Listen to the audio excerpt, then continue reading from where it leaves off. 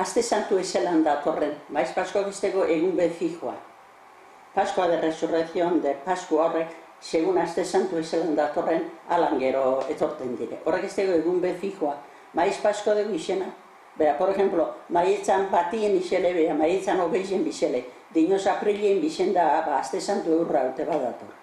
Maiz Pasko tomekan, da mesa principala. Da gero, hirugarren maiz Pasko domeki izetan da. Astelena paset martitzen nien, herriko harimen mesie izetan da. Da gero, arabesata joan, dano bezkariz eta bernan eitzen du.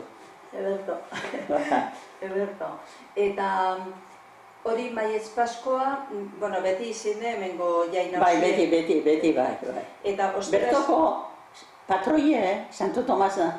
Bai, adalez neguen, maiz Pasko, beti, maiz Pasko izen da bertoko jaize. Ja.